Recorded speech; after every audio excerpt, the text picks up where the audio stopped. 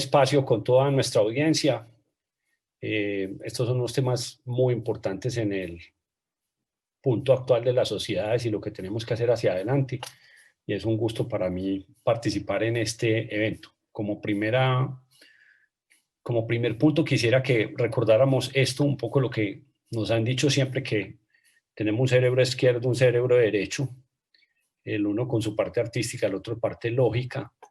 La verdad es que pues, las investigaciones actuales muestran que somos mucho más que eso, cada una combinación, pero sin duda hay parte de esto. En nuestra ciudad ha significado pues tengamos un ruta N para la ciencia, la tecnología y la innovación, tengamos un ruta N para las industrias creativas y culturales. La verdad, nuestro sueño siempre fue tratar de que, igual que dentro de las personas, seamos uno solos, que los dos elementos se puedan combinar. Las industrias creativas y culturales también necesitan ciencia, tecnología, innovación, sostenibilidad y sin duda todas las industrias que podríamos llamar de conocimiento necesitan el arte, la capacidad de sensibilidad del ser humano que se da típicamente en las industrias creativas y culturales. En general podemos decir que esto es todo lo que idealmente deberíamos compartir en una economía naranja. Sin embargo, hay que recordar que eso tiene un proceso. A veces, por ejemplo, cuando uno ve negocios como cultivar fresas o sacar un cultivo de madera, un bosque, pues en realidad uno puede entender que normalmente hay una persona que conoce todo el negocio, alguien que sabe desde las semillas, los pisos térmicos, cómo se comercializa y uno puede consultar a esa persona. Pero cuando está en términos de conocimiento, es muy difícil que esa persona exista. No hay una persona a la que uno le pueda preguntar por el último tornillo o perno de este carro, pasando por la tecnología que pueda tener en el motor o en la comunicación del Bluetooth. Por el contrario, son grupos de personas unidos las que hacen que un producto de esto sea homogéneo, no salga un solo producto el cual queremos tener, pero normalmente son grupos de personas las que interactúan para producirlo. Muchas de esas personas ni se conocen, ni que se diga haciendo un microprocesador, cómo tienen que interactuar esos equipos para que este producto salga, funcione correctamente. O un ejemplo bien claro, hacer software. Cuando uno hace un programa de software, pues no todo se hace desde cero, sin duda se reutilizan programas, rutinas, hay unos conocimientos donde miles, cientos de miles de personas colaboran para producir algo. En términos de esto que estamos mirando de la innovación, las industrias creativas y culturales, en realidad lo que hay que buscar, crear un ecosistema que de entrada no tenga esa separación que tuvimos en el principio, sino que desde un lado al otro los dos sistemas se complementen, se ayuden, que podamos tener mucha más creatividad, mucho mejor acceso a lo que esa sensibilidad nos puede dar en las industrias típicas del conocimiento y viceversa, como las tecnologías de cuarta revolución industrial, las que permiten que los negocios se transformen en transformación digital, lleguen a las industrias típicamente creativas y culturales. Digamos que ese es el sueño, eso es lo que tenemos que lograr si queremos que como sociedad podamos construir algo como el término que se le roba a la biología, que es ecosistema. En un ecosistema uno no puede dictar a qué hora salen las hormigas a comer o los hongos cuántos son. Hay unas relaciones de sinergia que van haciendo que el ecosistema opere. Entonces la palabra ecosistema a veces no la entendemos en su magnitud, pero digamos que en todas las regiones del mundo existen los mismos actores, universidad, empresa, Estado y ciudadano, que son los que trabajan en estos temas. Lo que hace la diferencia entre uno y otro es la forma en que esos actores se conectan cuando genera un proceso, lo que se llama un fenómeno emergente. El agua es las mismas moléculas, sin importar el estado que esté, pero indudablemente las propiedades del agua cuando pasa a cierto nivel de temperatura y presión y se congela son totalmente diferentes a cuando es un gas, cuando es vapor de agua o cuando está en un estado líquido. Emerge un comportamiento que no depende de los componentes siguen siendo agua, pero la forma en que se interrelacionan con los elementos externos generan ese comportamiento emergente diferente. Aquí se busca lo mismo, cómo entre las tecnologías, los ecosistemas de ciencia, tecnología e innovación y las industrias creativas y culturales se pueden juntar de una manera que al poner esas partes de la manera adecuada, emerge un comportamiento que otras regiones no pueden tener. Qué bueno que nuestro país, que nuestras ciudades puedan tener esa capacidad. En un mundo que sin duda va a mucha más velocidad, lo que le toma a estos tipos de negocios tener 50 millones de usuarios se ha reducido continuamente en el tiempo, desde 68 años para que 50 millones hubieran utilizado los servicios de una empresa aérea, a casi cuestión de días cuando los nuevos servicios ya empiezan a tener solo unos pocos años y la cuenta sigue hacia abajo. Sin duda es un mundo en el que cada día que pasa vamos más rápido. Detrás de eso está algo muy simple, y este señor lo dijo de alguna manera bien interesante. En 2011 Mar Ardensen fue el creador de Netscape, que fue tal vez el primer navegador de tipo comercial que tuvimos en Internet por allá en el 95. Y él en el 2012 dijo algo, vea, hombre, en resumen, el software se está tragando el mundo. Él en realidad lo que quería estar diciendo es, la digitalización es tan poderosa que está tomando a todas las áreas. Uno no ya puede decir esto es humanidad, no esto es tal cosa, sino que en realidad lo que hay que buscar es cómo los dos elementos con una transversal que es la digitalización lo pueden hacer. Normalmente este avance tan rápido pone un poco a la gente ansiosa en la defensiva, pero Marie Curie, esa gran científica, pues yo creo que nos lo dice muy claro. El mundo no se teme cuando se entiende. Lo que hay que hacer es entender las cosas, y cuando uno ve que lo que está pasando, pues lo entiende fácilmente. Este es un supercomputador. Un supercomputador no es más que un computador más poderoso que uno tradicional que tiene la capacidad de hacer lo que muchos computadores juntos harían. Y esta empresa Cray es la que típicamente ha tenido este tipo de máquinas en el mundo. Para que ustedes tengan una idea, el supercomputador más poderoso de la humanidad en la época de los 90 era un Cray 2 y tenía la capacidad de hacer este número de operaciones de punto flotante por segundo. Simplemente una unidad que nos dice cuántos datos por unidad de tiempo era capaz de procesar ese computador. Digamos que en resumen eran 2 gigaflops. Solo ya en 2017, un iPhone de esa época tenía la capacidad de 172 gigaflops. Entonces, miren, del 90 al 2017, en tan poco tiempo, pasamos de 2 a 172.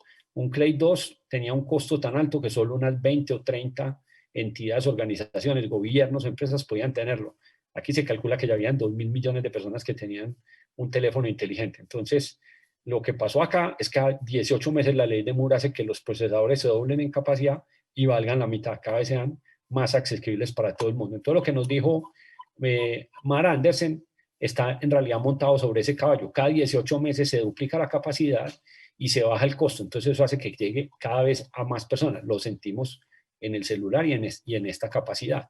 Esa reducción hace que lo que en la revolución industrial, las dos primeras eras basadas en los motores de la máquina de vapor, el motor de combustión interna y el motor eléctrico, le tomara 200 años en tener 4 duplicaciones de capacidad. Con la ley de Moore, cada 18 meses, del 58, que era prácticamente el primer computador que era vendible, al 2020 tenemos 41 duplicaciones de la capacidad. Pues bueno, pues eran 4 a 41, mucho, pero no es tanto.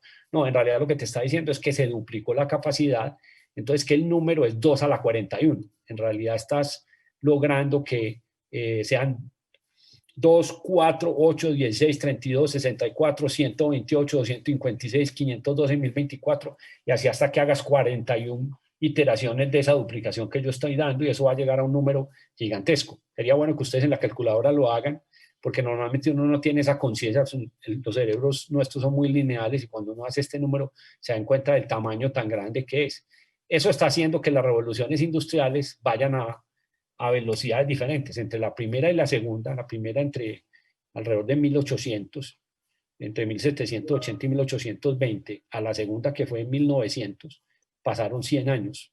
Entre la segunda y la tercera, que ya tiene que ver con el computador, el microprocesador, lo que arrancaría la era de la información, pasaron 50 años, o sea, la mitad. Y entre la tercera y la cuarta que estamos viviendo, que se calcula que arrancó en 2007 o alrededor de ese tiempo, pasado 38 años. Eso quiere decir que estamos muy cerca de la quinta, 2028-2030. La mayoría vamos a tener esa posibilidad que medie una enfermedad, algún proceso, vamos a estar aquí todos, ojalá, y vamos a poder saber qué es la quinta. Normalmente una persona que le tocó la primera no le tocó la segunda, pero hoy ya no podemos dar el lujo de que inclusive nos puedan tocar 3 cambios de paradigma. Inicialmente reemplazar al humano en su capacidad de hacer trabajo físico, luego en su capacidad de transmitir información ya no como átomos sino como bits con la época del electromagnetismo. La tercera, por primera vez nos reemplazan en la capacidad de guardar, almacenar y procesar información. Y la cuarta, que ya está basada en analítica, blockchain, internet de las cosas, inteligencia artificial, nos llega porque las máquinas por primera vez pueden aprender y tomar decisiones autónomamente. La mejor manera de saber la quinta qué va a ser es posiblemente empezar a estudiarla ahora, porque eso nos va a dar una mejor opción para aprender la cuarta. La gente que trata de entender la cuarta estudiando hacia atrás, esto va tan rápido que cuando aprenda ya seguramente está en la quinta. Entonces lo mejor es adelantarse, prospectar para dónde vamos. La quinta posiblemente sea basada en la segunda generación de inteligencia artificial, computación cuántica, genética, hoy con las capacidades de cortar y pegar fácilmente un genoma, y nanotecnología más realidad virtual, realidad aumentada, que tiene mucha importancia en todo lo que tenga que ver con industrias creativas y culturales. ¿Por qué ver todo esto? Porque en realidad, como les dije, es un mundo conjunto, en que si yo quiero tomar el beneficio, tengo que empezar a estudiar esto para que en realidad podamos integrar las dos y ver esa transformación digital, cómo la podemos llevar a nuestro segmento. Obviamente eso nos genera un problema mental. Nosotros no somos capaces de aprender a la velocidad que la tecnología ya está evolucionando por esa curva que vimos ahora. Eso lo explicó muy bien Astro Teller de Google en este libro del columnista del New York Times, Thomas Friedman, gracias por llegar tarde, ya uno traducir el título, que muestra que en el hoy, que es esta flecha, esta línea, perdón, en la actualidad, las máquinas, la tecnología y toda la sociedad que se pega de esta digitalización, que en general ya está permeando todos los aspectos de la vida, está avanzando más rápido que lo que nosotros somos capaces de aprender. Nosotros somos capaces de aprender rápido, pero a veces nos cuesta. Miren, por ejemplo, esto es Caracas, el Universal de Caracas, el 12 de julio de 1913. Toda la crónica se basa en un hecho terrible para el columnista, para el periodista, y es que por primera vez en Caracas dos autos se chocaban a la impresionante velocidad de 15 kilómetros por hora. Todo el resto de la crónica se basa en una diatriba de por qué un señor Ford se está por allá enriqueciendo, si eran mejor Caracas cuando eran con caballos y carretas. Yo creo que uno se ríe un poco mirando esto, pero quién sabe en 15 años las personas que nos miren, que lean el periódico de hoy, en 15 años tengan la misma sensación que tenemos ahora. Y eso en especial es importante en esta audiencia porque a veces, volviendo a la dicotomía inicial en que yo soy de esto, yo soy de aquello, yo no tengo nada que ver, no entendemos que en realidad esto es el mismo fenómeno, que tenemos que tener la capacidad de absorber esto precisamente para que las capacidades que tenemos hoy las podamos mejorar.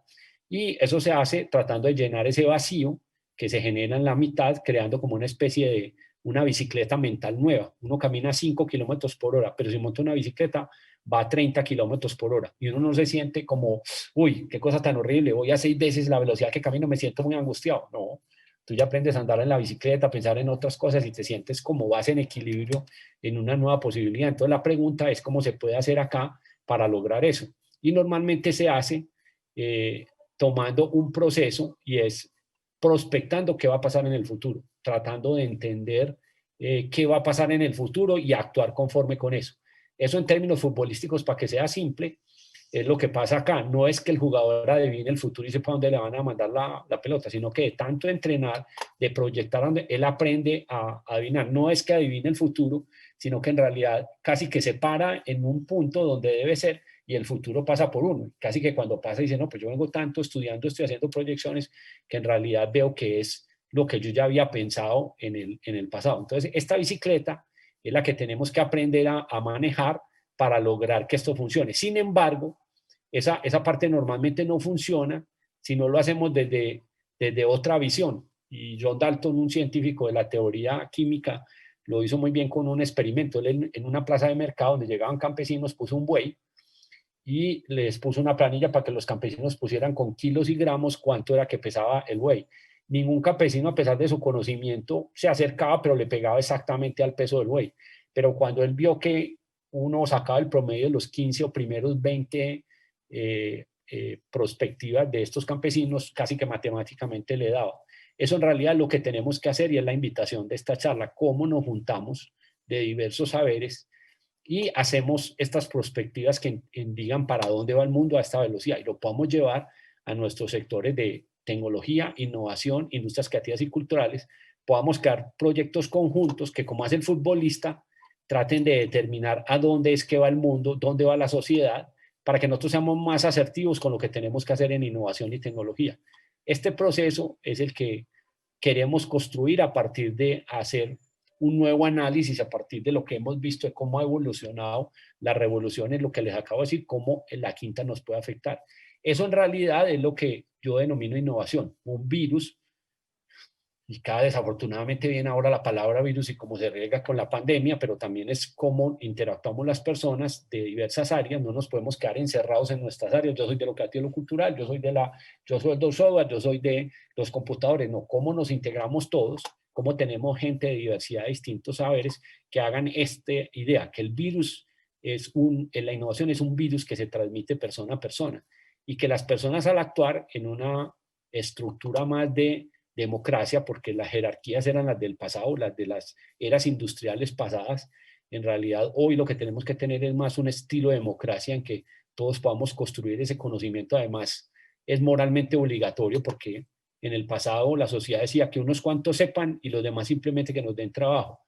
Hoy la sociedad hay que construirla entre todos. Todos tenemos que saber, todos tenemos que aplicar, todos tenemos que entender para prospectar las épocas que siguen. Entonces no es solo una cuestión de mera liberalidad, que de hecho lo es porque todos deben aprender en una era del conocimiento. El que no sepa, pues prácticamente lo estamos condenando a la desigualdad, entonces es también una obligación nuestra, sino que las regiones que no hagan esto se van a quedar atrás, porque los cerebros que no involucren, ¿qué área del mundo va a ganar? La que más cerebros involucre, y esos cerebros tienen que venir desde todos los saberes. ¿Qué corporación va a ganar más? ¿La que tiene 1000 empleados y se gasta 10 cerebros en lo que define? ¿O la que tiene 1000 empleados y gasta 900 en el proceso de crecimiento que hace? Entonces, es casi que una obligación moral, pero es una obligación también de supervivencia para construir lo que este profesor del MIT llama supermentes. ¿Cómo volvemos las ciudades de Colombia supermentes en las cuales no haya esa separación en que yo soy de este lado otro, sino que cómo juntamos esos saberes y construimos para que podamos obtener el máximo nivel de capacidad? Eso es lo que intentamos hacer en el pasado entre Confama y Ruta N, tratando de generar la plataforma El Power, pero en realidad lo que tenemos que hacer hacia adelante, como hacen estos animales, las bandadas, los bancos de atunes, a veces los grupos de ballenas y delfines que lo hacen, o este tipo de aves que lo que hacen es, pareciera que estuvieran sincronizados, pero en realidad cada uno tiene su individualidad. ¿Cómo hacemos para no perder la individualidad, hacer lo que queremos, pero como sociedad crear las capacidades de este ecosistema, esta inteligencia colectiva, sin la separación que vuelvo y les digo, incluyendo lo que tenemos que hacer? Eso nos lleva a un punto interesante porque normalmente me preguntan, nosotros sí estamos preparados para esa cuarta, quinta revolución, sí estamos preparados para juntar las cosas. La respuesta sencilla es no lo estamos, pero la respuesta es igualita en cualquier parte del mundo, a pesar de que lo que pensamos a veces que otros lugares están mejor preparados, tienen el mismo problema. Solo cierto subconjunto de la sociedad es la que tiene conocimiento, las otras no están involucradas. Entonces aquí la oportunidad es grande porque en la medida que nosotros entendamos que todos nos podemos unir en esta capacidad, lo podemos hacer. Y si entendemos la importancia de esto, lo vamos a hacer y lo vamos a hacer a la velocidad que en el pasado no fuimos capaces de hacer. A nosotros como país nos pasó la primera, la segunda y la tercera revolución, estamos pensando que las cosas importantes eran otras. La cuarta ya nos llegó más o menos igual a todo el mundo por internet. Entonces hoy no tenemos ni siquiera la excusa de los antepasados. Hombre, no, a mí no me contaron de la revolución industrial, aquí llegó tarde. Esta nos está llegando por igual a todos. Entonces, si en realidad no actuamos, no vamos a poder hacerlo. Entonces, este es un recorrido que yo creo que es muy importante, cómo empezamos a pensar que aunque yo trabaje produciendo música, tal vez tengo que pensar esta digitalización, cómo me lleva a que tal vez la música se va de una manera diferente. Y si yo me juntara con las comunidades de conocimiento en mi ciudad, me van a decir, venga, tranquilo, que aquí está esto con realidad aumental, podemos, con realidad virtual, con realidad aumentada, le podemos hacer para que usted cuando escuche música en realidad sienta un acercamiento como si fuera una música en 3D, y con el video lo podemos parar aquí al lado del vocalista o al lado del guitarrista, o que aunque estemos yendo a un concierto en un teatro, nos pudiéramos poner unas gafas y viajar y podernos parar al lado del intérprete o sentir más un instrumento que otro que nos gusta. Posiblemente en esa sinfónica yo disfruto más el violín y lo quisiera oírme más cerca, ver la ejecución de la persona más que lo que está tocando la persona en el oboe o en el trombón. Entonces, lo que parece como algo de, sí, qué bueno que se junten, en realidad tiene un montón de caminos donde tenemos que pensar cómo es que las áreas se pueden juntar, porque sin duda hoy todas las industrias creativas y culturales necesitan de todas las tecnologías: inteligencia artificial, datos, analítica, Internet de las cosas, realidad virtual, realidad aumentada. Y en todas las industrias culturales necesitamos que las tecnologías digitales permeen transversalmente todo el saber, no solo la forma de hacer los productos y los servicios, sino la forma en que monetizamos esos productos para que sea sostenible en el tiempo. Muchas veces aquí esto se genera una discusión de si yo soy de ese lado y tengo que generar o no, pero la verdad es que son elementos tan importantes de la sociedad que hacerlos sostenibles con ese mayúscula socialmente, ambientalmente, pero también sostenibles de lo financiero es importante porque mantiene ese saber, mantiene esa cultura, mantiene esa capacidad de la sociedad de ser sensible con esas áreas del conocimiento, la mantiene viva. Entonces yo creo que si no se hace esto, el riesgo que se corre es que lo hagan otros territorios y que todo lo que nosotros consumamos en lo creativo y lo cultural en realidad se aleje de lo que nosotros producimos, que dicho sea de paso sabemos que es bastante rico y poderoso. Bueno, eso era el mensaje que les quería traer. Es un mensaje que es un poco difícil resumir todos estos elementos, pero tratar de motivarlos a que piensen que antes que la mayoría de la gente se siente ansiosa y piensa que esto ya no es para mí, es muy complicado aprender eso, está cambiando tan rápido que posiblemente genere una oportunidad única. Y es que si yo arranco hoy y empiezo a estudiarlo, posiblemente si Elkin Echeverri venía estudiándolo 20 años y no está estudiando ahora, no importa, porque el conocimiento se recambia tan rápido que lo importante es si lo haces ahora. Entonces piensen que hoy es un nuevo cero, que si toman la decisión y lo empiezan a hacer ahora, posiblemente lo puedan hacer, y no importa si en el pasado lo sabían, lo querían hacer, lo pueden hacer y no lo hicieron, o no tenían las habilidades. O sea que bienvenido a esa oportunidad y ojalá la utilicen para bien de nuestro país, para bien de todas estas industrias creativas y culturales y en especial para bien de nuestra sociedad. Muchas gracias.